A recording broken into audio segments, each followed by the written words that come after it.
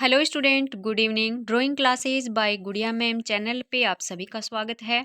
कक्षा 12 चित्रकला और चित्रकला का पहला चैप्टर। आज की क्लास सबसे ज़्यादा इंग्लिश मीडियम वाले बच्चों के लिए यूजफुल होने वाली है, क्योंकि हिंदी मीडियम के लिए मैंने मेरे चैनल पे पहले ये चैप्टर डाल रखा है। पूरा एक्सप्लेशन, पूरे इसके छोटे प्रश्न उत्तर सारे मैंने इसके डाल रखे हैं। तो ड्राइंग क्लासेस बाय गुड़िया मैम चैनल पे आप सर्च करके और इस चैप्टर को देख सकते हैं।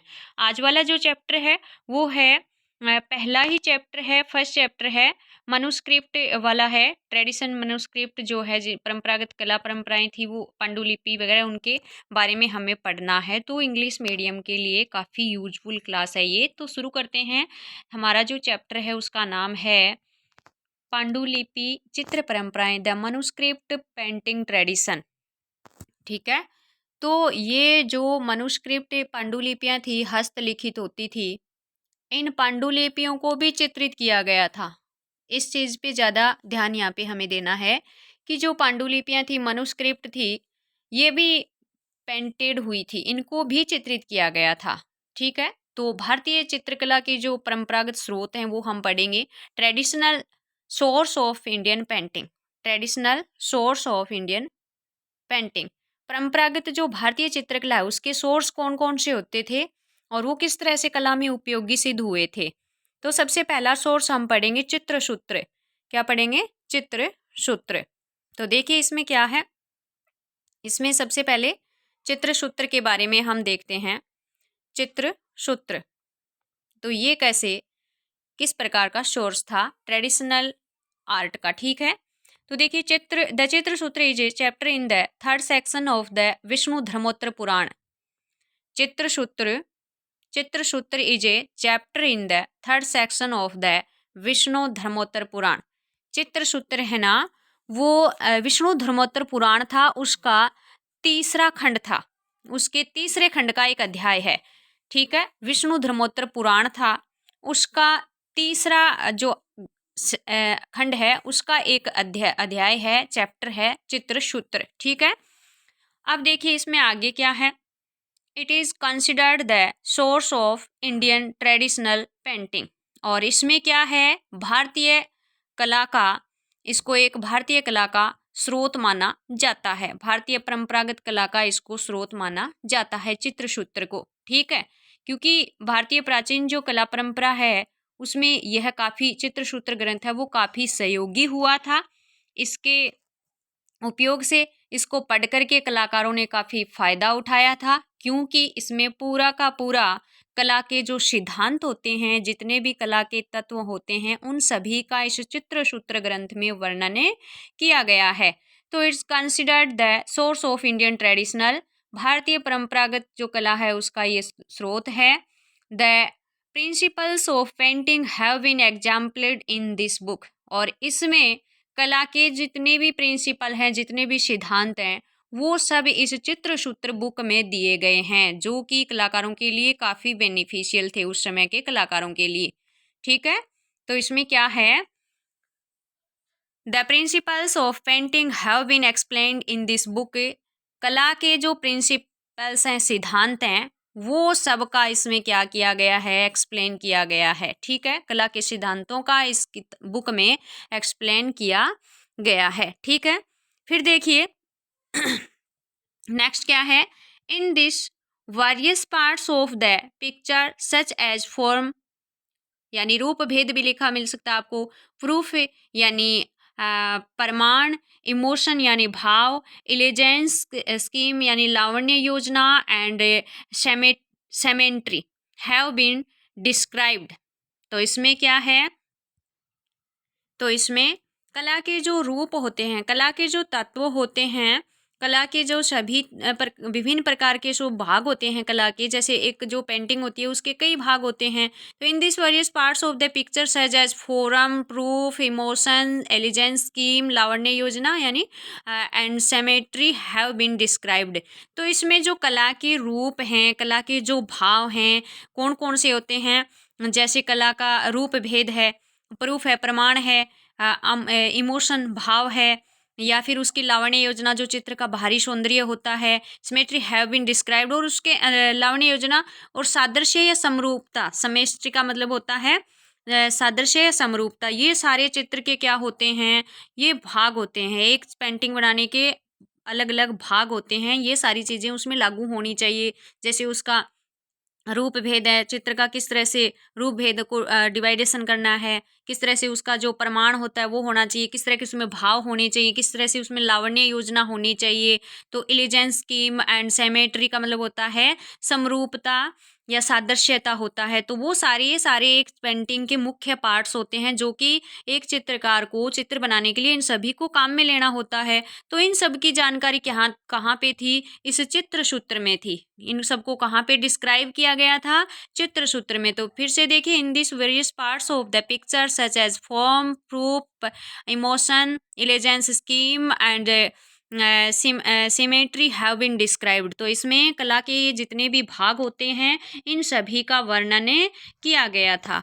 नेक्स्ट हम देखते हैं, नेक्स्ट हमारा है, in this the use of colors and brushes has been explained in great detail with example।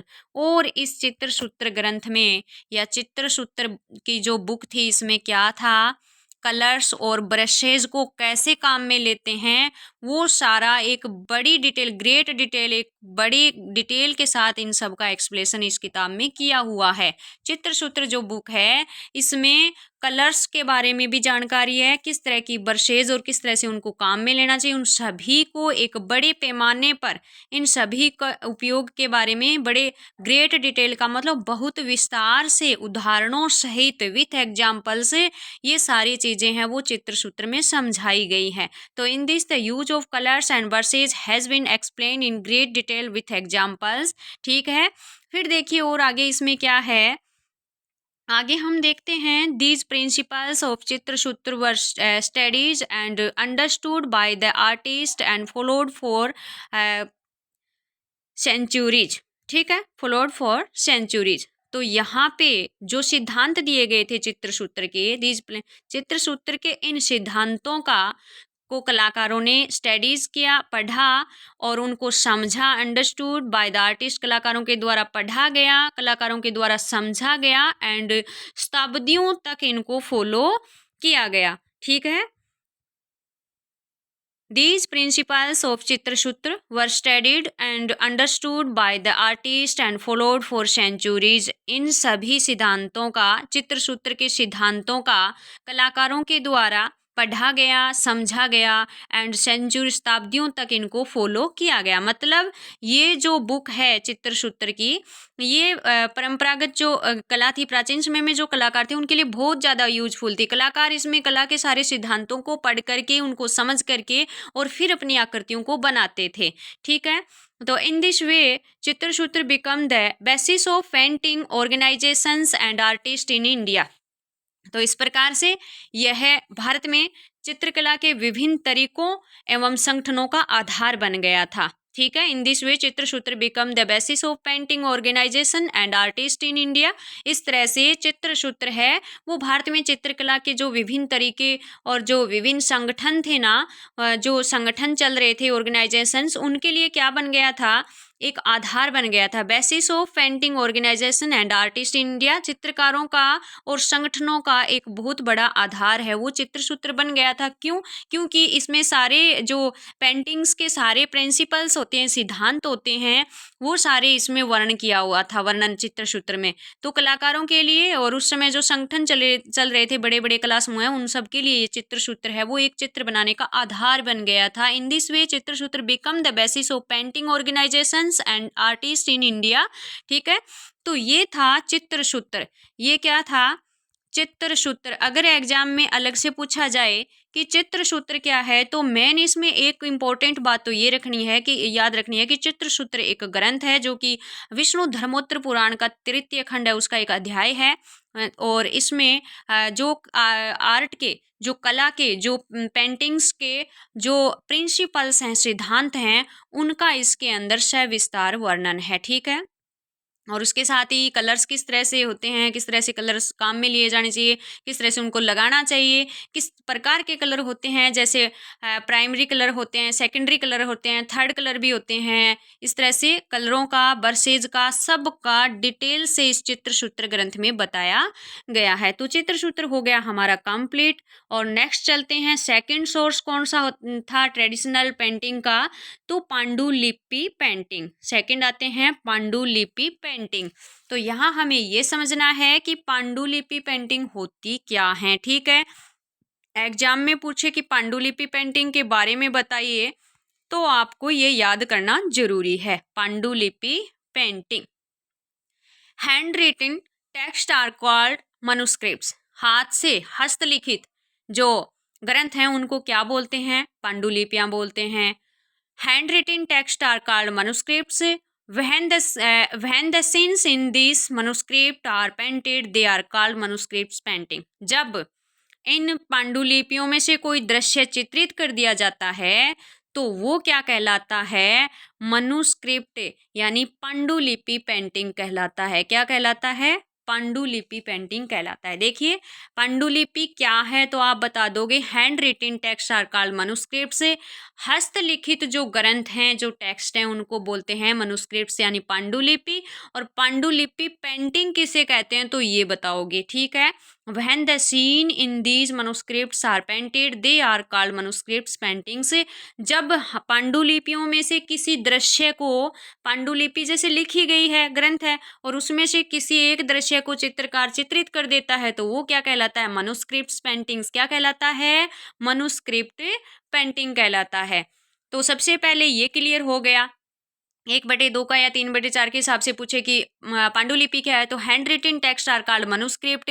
हस्तलिखित जो ग्रंथ है उनको क्या बोलते हैं, मनुस्क्रिप्ट बोलते हैं, पांडुलिपि बोलते हैं। फिर पूछे पांडुलिपि पेंटिंग क्या है, फिर पूछे पांडुलिपि पेंटिंग क्या है तो ये बता दोगे, when the scenes in these manuscripts are painted they are called manuscripts paintings. जब किसी पांडुलिपि में से किसी एक दृश्य को, किसी भी दृश्य को जब चित्रकार चित्रित कर देते थे तो वो क्या कहलाता था, मनुस्क्रिप्ट पेंटिंग्स कहलाता था। ये हमारा हो गया, यहाँ पे आ गया समझ में पांडुलिपि किसे कहते हैं और पांडुलिपि पेंटिंग्स किसे कहते हैं। तो फिर देखिए इसमें, manuscripts paintings are created as a group of subjects according to principles. तो ये जो पांडुलिपियों के जो चित्र हैं, इन चित्रों को जो इनका सिद्धांत है चित्रों का, इन चित्रों का सिद्धांत होता है कि ये चित्र समूह में बनते हैं। ये चित्र क्या बनते हैं, समूह के रूप में बनते हैं, मतलब एक दृश्य के बहुत सारे जो चित्र हैं वो बनाने पड़ते हैं। तो manuscript paintings are created as a group of subjects according to principle. सिद्धांतों के अकॉर्डिंग, सिद्धांततः पांडुलिपियों के चित्रों को विषय वस्तु जो होती है, सब्जेक्ट्स विषय वस्तु के समूह के रूप में माना जाता है। ठीक है, तो यहाँ पर ये चीज़ है, इसमें कोई ये नहीं है पर्सन बनने वाली बात, लेकिन जो फिल ब्लैंक वाले क्वेश्चन पूछे जाते हैं उसमें फिल ब्लैंक में ये पूछ सकते हैं कि किस प्रकार से बनते हैं समूह के रूप में। समूह वाली जो जगह है ना, उसको खाली छोड़ सकते हैं इसमें, ग्रुप वाली जगह को, और बाकी ऐसे पूछ सकते हैं फिल ब्लैंक में। तो सारी चीज़ें जो भी यहाँ नोट्स में दी गई वो सारी वैसे यूजफुल हैं। तो हमारा हो गया, पांडुलिपि पेंटिंग भी हो गई कि hand written text are called manuscript. हाथ से लिखी हुई जो ग्रंथ होते हैं उनको पांडुलिपि कहते हैं। और when the scene in these manuscripts are painted are they are called manuscript painting. और जो पांडुलिपियों में से कोई भी सीन लेके चित्रित कर दिया जाता है तो वो पांडुलिपि पेंटिंग्स कहलाती है। Manuscript paintings are created as a group of subjects according to principles. और पांडुलिपियों के, मनुस्क्रिप्ट की जो पेंटिंग है ना, वो सिद्धांत है, मतलब सिद्धांत के अनुसार एक ग्रुप में, सब्जेक्ट विषय वस्तु के ग्रुप के रूप में, समूह के रूप में बनाई जाती हैं। अब देखिए नेक्स्ट हमारी एक इम्पोर्टेंट चीज आती है और वो है हमारी कोलफन पेज। वो क्या है, कोलफन पेज है। कोलफन पेज क्या है, इंपॉर्टेंट है, एग्जाम में ऐसा पूछा जाए कि कोलफन क्या है तो आप बता दोगे। तो देखिए, the colophon page is the most important page of a group of manuscript painting as it provides important details like pattern, artist, organisation, date and place of completion of the work etc। तो देखिए ये जो कोलफन है, ये समूह जो चित्रण होता है, समूह चित्रण होता है ना, समूह चित्रण कहाँ होता है? पांडुलिपि पेंटिंग में होता है। और जो पांडुलिपि का जो चित्रण होता है उसका एक महत्वपूर्ण पृष्ठ होता है। The colophon page is the most important page of a group of manuscript painting. Manuscript painting में जो समूह में चित्र बनते हैं उनका एक महत्वपूर्ण पृष्ठ होता है। ये वो वाला पृष्ठ होता है जिसके ऊपर क्या प्रोवाइड करवाया जाता है? इम्पोर्टेंट, महत्वपूर्ण विवरण होता है, इसके ऊपर महत्वपूर्ण सूचनाएं इसके ऊपर प्रोवाइड कराई जाती है। कौन कौन सी होती है महत्वपूर्ण सूचनाएं? इस पेज पे क्या लिखा जाता है? पैटर्न यानी संरक्षक कौन है? इस पांडुलिपि को किसने चित्रित करवाया है? आर्टिस्ट, कलाकार कौन है? ऑर्गेनाइजेशन, संगठन कौन सा है? डेट यानी कब ये चित्रित हुई है?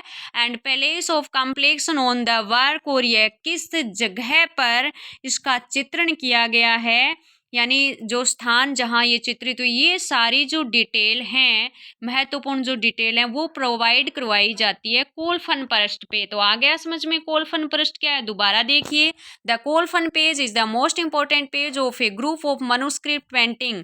मनुस्क्रिप्ट पेंटिंग जो समूह चित्रण होता है उसमें उसका एक महत्वपूर्ण पेज होता है कोलफन। कोलफन के ऊपर क्या होता है? अब देखिए, painting as it provides important detail like pattern, artist, organisation, date and place of complexion of the work ETC. और इसके ऊपर कोलफन जो पृष्ठ है इसके ऊपर महत्वपूर्ण जो विवरण है, महत्वपूर्ण जो सूचनाएं हैं पेंटिंग से संबंधित, वो विवरण है वो प्रोवाइड करवाया जाता है। जैसे संरक्षक है, आर्टिस्ट है, ऑर्गेनाइजेशन है, इसकी डेट है, and place of completion of the work, और ये कार्य कहाँ, जिस स्थान पर ये कार्य हुआ, वो सारी डिटेल है वो कहाँ होती है? वो कोलफन पे। कहाँ? कोलफन पृष्ठ पे होती है। तो कोलफन पृष्ठ भी क्या है, ये वाला भी आप क्या समझ सकते हो? इम्पोर्टेंट। अगर एग्जाम में पूछे कोलफन पृष्ठ क्या है तो आप बता दोगे कि जो पांडुलिपि पेंटिंग, जो समूह में पांडुलिपि पेंटिंग बनाई जाती है उनका मुख्य पृष्ठ होता है इम्पोर्टेंट। इसके ऊपर जो पेंटिंग बनी है उसकी सारी जो महत्वपूर्ण डिटेल है वो प्रोवाइड करवाई जाती है। जैसे संरक्षक है, कलाकार है, संगठन, डेट, प्लेस, ये सारा pattern, artist, organisation, date and place of completion of the work ETC, तो ये सारा इस पे प्रोवाइड करवाया जाता है। इसे कहते हैं कोलफन पेज। फिर से आप इसको पढ़ के और समझ सकते हैं, मेरा साथ साथ ही एक्सप्लेनेशन सुनने के बाद आपको सारा समझ में आ जाएगा। फिर हम नेक्स्ट जो है वह ट्रेडिशनल जो पेंटिंग थी उनका जो सोर्स है वो लघु चित्र। क्या है? लघु चित्र। नाम से ही एक्सप्लेन हो रहा है, लघु का मतलब छोटा होता है। जो छोटी स्मॉल साइज की पिक्चर्स होती हैं उनको बोलते हैं लघु चित्र। क्या बोलते हैं? लघु चित्र बोलते हैं। ठीक है, जो स्मॉल साइज की होती हैं उनको क्या बोलते हैं? लघु चित्र बोलते हैं। तो देखिए इसमें इसकी डेफिनेशन सबसे पहले, मिनिएचर पेंटिंग। लघु चित्र क्या होते हैं? मिनिएचर। ठीक है, small size pictures are called miniature due to the concise shape these paintings could be seen closely by holding then in the hand. Small size picture क्या होते हैं? छोटी आकृति होती है, छोटी आकार की जो आकृतियां होती हैं उनको क्या बोलते हैं? उनको क्या कहते हैं? उनको कहते हैं मिनिएचर्स। मिनिएचर्स यानी लघु चित्र। क्या बोलते हैं? लघु चित्र बोलते हैं। इनकी जो छोटी आकृति होती है ना, छोटा कंसाइज जो शेप होता है, छोटी आकृति, संक्षिप्त आकृति के कारण इनको क्या देख सकते हैं? हाथ में पकड़कर, और seen closely by holding then in the hand, हाथ में पकड़कर इनको निकट से देख सकते हैं। क्लोज मतलब अपने एकदम से पास ला करके इनका हम निरीक्षण कर सकते हैं, इसको हम देख सकते हैं। Small size pictures are called miniature due to the concise shape these paintings could be seen closely by holding them in the hand. छोटी आकृति होने के कारण, कंसाइज शेप होने के कारण, संक्षिप्त शेप होने का आकृति होने के कारण इन पेंटिंग्स को हम हाथ में पकड़कर, होल्डिंग इन द हैंड, हाथ में पकड़कर, क्लोजली सीन मतलब हम पास लाकर इन आकृतियों को देख सकते हैं। ये फायदा होता है इसका। नेक्स्ट और क्या गुण होते हैं इसमें, क्या काम में आती थी ये? The patrons use to decorate the walls of their houses with this miniature painting. छोटी आकृतियां होने की वजह से, और जो पैट्रॉन्स थे, जो संरक्षक थे, उस समय संरक्षक कौन होते थे बच्चों? राजा महाराजा होते थे, किंग्स होते थे, रूलर्स होते थे। ठीक है, जो पैटर्न्स हैं, जो संरक्षक हैं, वो क्या करते थे? छोटी आकृति होने के कारण और इन मिनिएचर पेंटिंग्स को अपनी जो वॉल होती थी, अपने जो घरों की house wall of their houses, उनके जो घरों की दीवारें होती थी उनके ऊपर ये डेकोरेट मतलब सजाने के लिए इनको यूज में ले लेते थे, ठीक है। The patrons use to decorate the walls of their houses with these miniature paintings. छोटी आकृति होने के कारण मिनिएचर पेंटिंग्स को ये जो पैट्रॉन्स हैं, ये जो संरक्षक हैं, वो अपने घरों की दीवारों पर डेकोरेट करने के लिए उपयोग में ले लेते थे। नेक्स्ट क्या है देखिए, miniature paintings were considered a valuable form of art and it was also easy to take them from one place to another। और फिर देखिए क्या है इसमें कि इन चित्रों का को एक स्थान से दूसरे स्थान पर भी मतलब कला का इनको बहुमूल्य miniature painting were consider a valuable form. Valuable form का मतलब होता है एक बहुमूल्य कीमती जो आकार होता है, कीमती जो रूप होता है वो होता है। तो इनको मिनिएचर पेंटिंग्स को कला का कीमती रूप माना गया है। और कीमती रूप माना गया इसलिए इनको क्या करते थे, ये एक स्थान से दूसरे स्थान पर भी इनका आदान प्रदान होता था। तो आर्ट का कला का कीमती रूप इसको माना गया है। And it was also easy to take them from one place to another. एक स्थान से दूसरे स्थान पर ले जाने के लिए ईजी था, इनका रूप छोटा था, लाने ले जाने में कोई परेशानी नहीं होती थी और इनको एक स्थान से दूसरे स्थान पर ले जाना ये संभव हो सकता था, ले जाया जा सकता था और इनका आदान प्रदान होता था क्योंकि मिनिएचर पेंटिंग है वो कला का कीमती रूप था, ठीक है, वैल्यूबल फॉर्म ऑफ आर्ट। और ये बहुत ज़्यादा पसंद की जाती थी, जो व्यापार करने के लिए आते थे वो भी अपने साथ में लेके जाते थे। तो अदर इसका है जो एक्सचेंज है वो होता रहता था इनका, ठीक है, आदान प्रदान इन लघु चित्र का मिनिएचर्स का चलता रहता था। These miniatures were gifted to princess as dowry at the time of their marriage. और जो राजकुमारियां थी उनको अब उनके जो विवाह के अवसर होते थे ना, उनको विवाह में और गिफ्ट के रूप में भी और ये दिए जाते थे मिनिएचर। आ गया समझ में। दीज मिनिएचर फिर से देखते हैं, these miniature were gifted to princess as dowry at the time of their marriage. राजकुमारियों को उनके विवाह के अवसर पर ये मिनिएचर्स है वो गिफ्ट के रूप में दिए जाते थे। राजकुमारियों को गिफ्ट के रूप में उनके विवाह के अवसर पर और ये दिए जाते थे, ठीक है, मिनिएचर्स। फिर देखिए miniatures paintings were also exchange as gifts between king and courtiers and were traded elsewhere, ठीक है। तो क्या होता था, ये जो चित्र हैं ये राजाओं और दरबारियों के मध्य भी उपहार के रूप में भी इनका आदान प्रदान किया जाता था, ठीक है ना। Miniature paintings were also exchanged as gifts between kings and courtiers and were traded elsewhere. तो राजा महाराजाओं और दरबारियों, कोर्टियर होते हैं दरबारियों, और इनके मध्य भी उपहार के रूप में इनका आदान प्रदान है वो किया जाता था। और दूर के जो स्थान है वहाँ पर भी इनका व्यापार किया जाता था। ट्रेडेड एल्सवेयर, दूर के जो स्थान है वहाँ पे इनका व्यापार भी किया जाता था। मतलब दूर देशों से जो व्यापारी आते थे ना, वहाँ पे भी ये मिनिएचर पेंटिंग है वो साथ में लेके जाते थे, क्योंकि एक तो इनका छोटा आकार था तो इनकी जो सेफ है वो छोटी होती थी, तो इसलिए लाने ले जाने में इनकी कोई दिक्कत नहीं होती थी। तो इनका क्या होता था, अच्छे से आदान प्रदान होने में भी संभव था ये, ठीक है। तो मेरे हिसाब से जो मैंने आपको बताया है आपको ये याद हो गया होगा। Miniature painting small size pictures are called miniature due to the concise shape. These paintings could be seen closely by holding them in the hand. छोटी आकृतियाँ होती हैं उनको मिनिएचर कहते हैं, और छोटी शेप में होने के कारण, संक्षिप्त आकृति में होने के कारण, और इनका ये फ़ायदा था कि इनको हाथ में पकड़कर पास से इनको देख सकते हैं। फिर मैंने बताया the patrons use to decorate the walls of their houses with this miniature painting. और जो संरक्षक होते थे, पैट्रन्स होते थे, वो क्या करते थे, अपने घरों की दीवारों को भी इन मिनिएचर पेंटिंग से सजाते थे। Miniature painting were considered a valuable form of art and it was also easy to take them from one place to another। और एक कीमती रूप में थी ये कला का कीमती रूप थे मिनिएचर पेंटिंग, और इनको एक स्थान से दूसरे स्थान पर ले जाने के लिए भी इजी था, संभव हो सकता था। एक फायदा ये भी था, this miniature were gifted to princess at dowry at the time of their marriage. और जो राजकुमारियाँ थी उनको विवाह के अवसर पर और ये मिनिएचर पेंटिंग है वो गिफ्ट किए जाते थे। Miniature painting were also exchange as gifts between kings and courtier and where traded elsewhere. और ये जो मिनिएचर पेंटिंग है इनका एक्सचेंज किन किन के बीच में होता था, किंग्स एंड कोर्टियर्स, राजाओं और दरबारियों के बीच में होता था, और सुदूर जो दूर के देश हैं, इल्स वेयर जो दूर के स्थान है वहाँ पर ये ट्रेडेड यानी व्यापार भी इसका किया जाता था। तो ये मिनिएचर पेंटिंग है, ठीक है, ये है मिनिएचर पेंटिंग्स। नेक्स्ट फिर देखते हैं। तो ये हमारा आज का जो टॉपिक था वो क्लियर हो गया है। कुल फन पेज मैंने बता ही दिया कि जो मिनिएचर पेंटिंग्स जो बनाई जाती थी उनका जो इम्पोर्टेंट पेज होता था, ऊपरी ऊपर का पेज, जैसे कि हमारी जो बुक्स होती हैं उनके ऊपर जो भी डिटेल वगैरह लिखी रहती है फर्स्ट पेज पे, जिसको हम इम्पोर्टेंट मानते हैं, तो वैसे ये कोल फन पर्स्ट है, ये मनुस्क्रिप्ट जो पेंटिंग होती थी, पांडुलिपि जो पेंटिंग है उनका एक इम्पोर्टेंट पेज होता है। इनके ऊपर सारी जो इम्पोर्टेंट्स जो डिटेल होती है वो प्रोवाइड करवाई जाती है। वो मैंने बताया आपको, पैटर्न, आर्टिस्ट, ऑर्गेनाइजेशन, डेट वगैरह, प्लेस, स्थान का नाम, वो सारा चीज़ इस पे इम्पोर्टेंट जो विवरण होता है वो इस पे रहता है। कोलफन पेज हो गया हमारा।